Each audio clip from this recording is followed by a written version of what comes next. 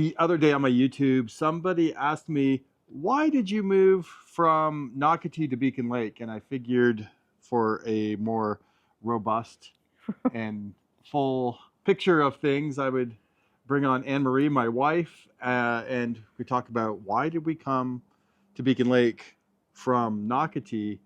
And probably first, we need to answer, like, why the heck did we move to Nocatee? Where did we move from? Oh, okay. Was it a so complicated that's going way move? back. It's like 13 years ago. It's like 13 years ago. So we were living overseas in Botswana, Africa for a couple years. And our time there was coming to an end. And he got a job here in Florida. So we were looking for a place to live. He came out here by himself. I didn't see the house prior to closing. And I tell that story and everyone is like, how could you possibly? And that's the way it is. That's the second house that we've lived in that I didn't actually see before we moved in. So it's fine. It was great. It's fine. I'm fine. It's Everything's fine. Yeah, so I came over, I think it was September, we moved in December, and just we had heard, I think it was my stepmother had said, because they live up in Amelia Island, they were like, you got to check out Nocatee. You got to check out Nocatee. I'm like, I don't know. It's the area, like, it's supposed to be good schools and stuff. Let's check out Nocatee. I think I still was calling it Ponte Verde Beach, in Micklers and all those things that we just didn't know yet. We were brand new. And so I spent like a couple days looking at Nocatee. And back then, it was like everything sort of set up how it is now, like the wide roads and everything, but it was kind of a ghost town. I remember driving around thinking like, wow, there is a lot of infrastructure here with not a lot of stuff. I don't know if Publix was open yet. I think it was. I was trying to, because I don't remember shopping anywhere else. Maybe just opening. There was like an Asian restaurant that went away, and anyways, whatever. There wasn't much here yet, but the water park was up and running. Oh yeah. And there was some exciting stuff. So we're like, I'm originally from Canada. She's from upstate New York, and we'd lived in North Carolina for the largest chunk of our marriage. Not anymore. Well, at that time. Yeah.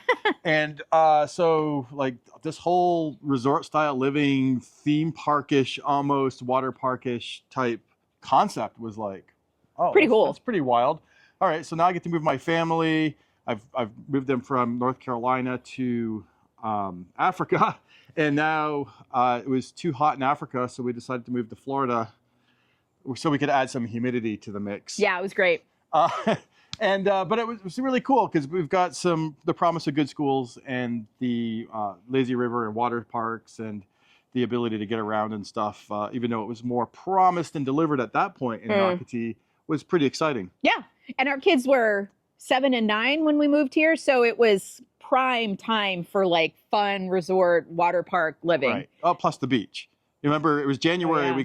December we landed back in North America, and we went to the beach. And I remember Luke. Oh yeah, we have the best picture of our son. He's out in the ocean. It's cold. Fully clothed. Yeah. It was December. It was freezing. He saw that beach and he ran out into the water, fully clothed. Just put your feet in, okay? Don't go too far. And then, oh no, a wave got me. I fell in. Yeah, he was all about it. He's always been all about going in the water. So, So that was amazing. The house we bought, this relates to why we moved to Beacon Lake. So when I went there, we looked at one house. It was one of the models in Greenleaf Village by Providence Homes. And it wasn't going to work out. They still needed the model past when we needed to move in. Because like we had no room for we had no flexibility on our move time. We had no time flexibility. With like no stuff. We needed to get into something. And, anyways, I wasn't going to make my family do Airbnbs. That wasn't even a thing back then. Yeah. But we had to move in right away. So the model home didn't work. And then I was looking at a place in Walden Chase, which in retrospect now, I'm glad it didn't work out. I think it was a pool home.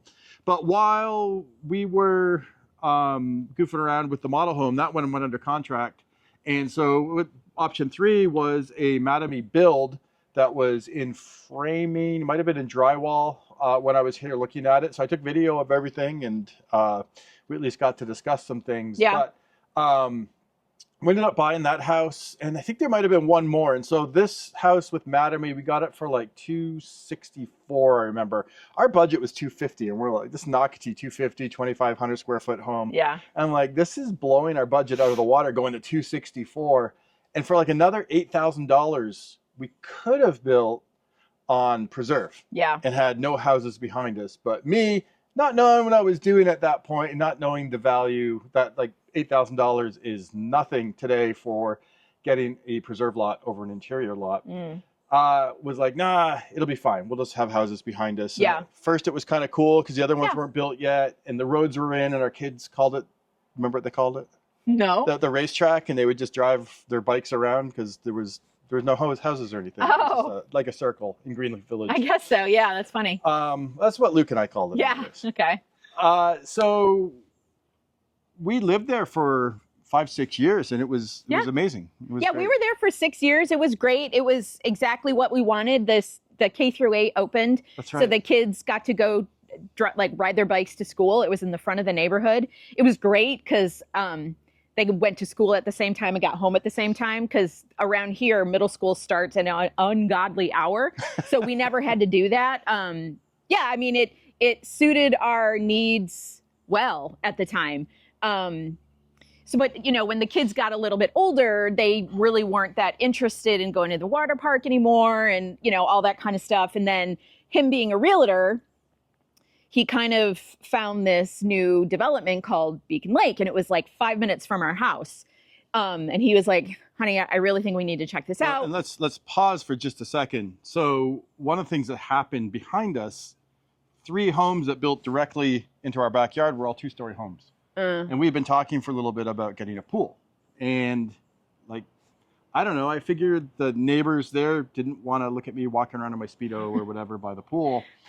Do you want to look at me walking around in Speedo? Anyway, we'll it would not have been a pool-friendly home. It wasn't a great pool-friendly. We could have done it, but it wouldn't have been awesome. Zero privacy. So then, yes, fast forward, I was working with Carlos and Damaris that just live a couple houses that way.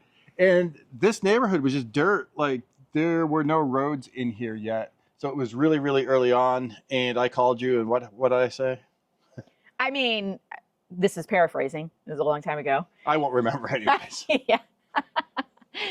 Essentially, honey, there's a new neighborhood like 5 minutes from us. It's amazing lots. I think we should go see it. And we had been looking at that point kind of nonchalantly around to get out of Nocatee to find just a little bit more privacy and have a home that can have a pool and that kind of thing. So I came, I looked at what the lot would be like, and I have a hard time conceptualizing that kind of stuff, but it really looked perfect. It was a pie-shaped lot on the preserve forever. Like, no one would ever build behind us. So so it really was. And the nice part, since it was only 5 minutes, because I told him, I'm like, listen, this needs to be really worth it if we're going to move and it's 5 minutes away, right? But it was worth it, and we didn't really have to change our life at all. Like, right, because we're like a stone, like a mile as the crow throws. Yeah, the crow flies. A stone's throw. When do you even say that ever? As the crow flies, anyway. A stone's throw away, about a mile away. Because it was so close, we really didn't have to change our lives at all. So, which was great. And we were getting a lot of house for a pretty reasonably priced back then. So, So really, it was privacy, space, and our kids didn't really need any of the amenities anymore that Nocatee had to offer. They didn't use it. Right. We've got. I mean, Beacon Lake has amazing amenities too. We have the lazy river and some of those things, but it's really cool. So we weren't averse to staying in Nocatee, but the prices had gone up significantly, and so it was there's some pretty attractive deals here in Beacon Lake at the time, especially being like pre-construction. I think we signed our build contract 15 or 17 months, somewhere in that range, before we actually moved into our house. So it was a long process, because we had to wait for our lot to be taken down, to be available, to be built on. But we weren't, Nocatee was still in the running, but just price-wise, it wasn't doing it. And that was right at the tail end. I remember I called it the Great Exodus from Greenleaf Village and 20 Mile had been opening up, and people had been moving out of Greenleaf over to 20 Mile at that time. And it was sort of the tail end of that. And so we were looking at 20 Mile, and the prices were significantly higher there. Crosswater, all that stuff hadn't started yet. And so, yeah, Beacon was very, very attractive. And we found this, here, we'll show you. One sec. So this is a pie-shaped lot. Excuse my grass. It's not, it'll get cut tomorrow, actually. So we actually have had a volleyball court on this side at one point. And it goes to preserve here. And then the piece de resistance, we have the pool. Oh, and then Anne Marie will be happy to show you. Check out her amazing, let's just shoot the rest of the video right here because people can see the beautiful gardens in the background, fully irrigated. And, you know, our lot goes all the way back that way here too. So big pie shape. The fence was expensive, but that was fine. Okay, let's go back over here. Okay. Oh, wait, gotta turn it. 1 second. Presto. All right, now you get to see the beautiful gardens behind us. But all right, so we got this amazing pie-shaped lot on a cul-de-sac, and for way less than we could have done in Nocatee. Way less, and in way more space. And like the amazing thing is, you see our house from the front, and it's not really that big from the front, but because of the pie shape, it expands like crazy in the back, and it is truly private. Like we have people on both sides, but the way that it's amazing. It's truly private, and it's quiet. And like in our old age, my husband has developed a passion for bird watching. I know. So we come out here on Saturday mornings and watch the birds, drink coffee, and it is like wonderful. We love it so much. I actually saw a hawk flying off with a baby squirrel, I think. Yeah, that was kind of sad. I mean, I'm not sure what the critter was. It was something. Yeah, it was circle of life for sure. Yeah, absolutely. Yeah. But yeah, we're loving it here. Schools.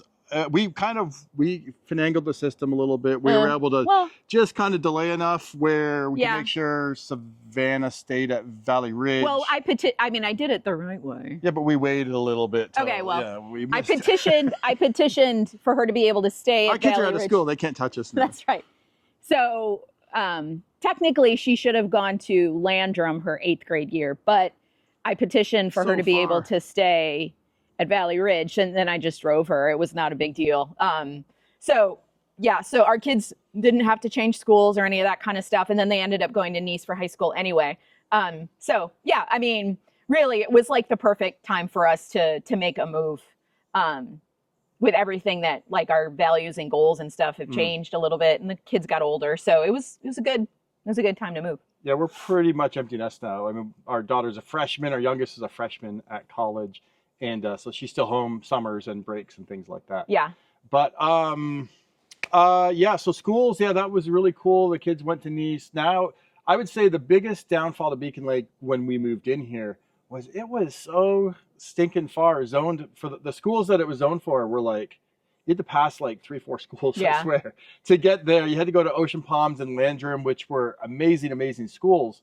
But just super far, long bus ride. A lot of people didn't want to put their kindergartner on the bus for 30 minutes each way or whatever it was. So the good news is a couple of years ago in the neighborhood here, we had Beachside High School open up across the way in Beach Walk. And then we just have our brand new K through 8 Lakeside Academy. Go Sasquatches. Never get used to it for the Sasquatches here in the neighborhood. And so you got a K through 8, you got amazing amenities. The clubhouse is probably my favorite clubhouse out of all these. Like, it's very pretty. The big 6 neighborhoods here in St. Johns County. Yeah. And central to everything. Like when we moved on to into the neighborhood, you remember 210 was just this. It was a dirt road, 50 mile per hour 2-lane road. Yeah. And then they expanded it. Then we had to deal with the rain, and the developers weren't taking care of the entrance. But 210 has been a process, and it's a work in process. It's a work in process for sure. The traffic's pretty bad from where we are to probably past 95. To get to 95. To get to 95, and that's really only like a 5-minute drive. Sometimes it can take like 30. Yeah. But you know, that will pass. That will eventually be finished. Yeah, that's what they Hope. say. But no, I mean, I've noticed they got it flat on the one side now, so that's Yeah. cool. Yeah, so traffic in this area now is probably, and then some people don't like all the development that's happened over at Beach Walk and around the area. Personally, I love that I can run to Lowe's. I can Mm, run to, even the other day, we're like, oh, the printer died, we need a printer.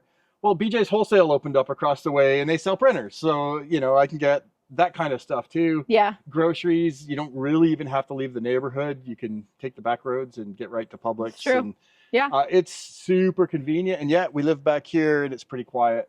And all you hear right now, probably in the background, if these mics birds.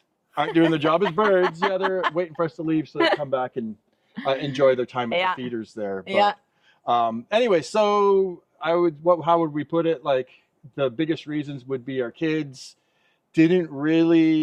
they weren't really using the amenities Yeah. as much. Schools were still good. It was kind of a wash. If the schools weren't great, we probably wouldn't have moved here. Yeah. And then, just the what we were able to get for the price. Yeah. Like We were getting so much more house here than we would have in Nocatee, and it's like literally a 5-minute drive. So it was an amazing lot. an amazing lot. Yeah. So it was kind of like a no-brainer because moving's a hassle, right? So it has to be worth it. Yeah. Yeah. Cool. All right. Well, hopefully that answered your question. And That was Anne-Marie, a very long-winded answer for a very short question. well, yeah, but it answers a lot of things people out there. Okay. Imagine you're living in Africa or a different state and you're thinking about moving here. It's just you soak up this stuff. Sure. And it's interesting to get a different perspective as well. If you'd like to chat more, if you're moving to this area, just hit me in the DMs and we can talk about your goals and answer any questions that you have. If the missus has questions, I'm sure she can answer some too. But Sure. Anyways, I guess we'll just peace out. I always have a hard time ending videos.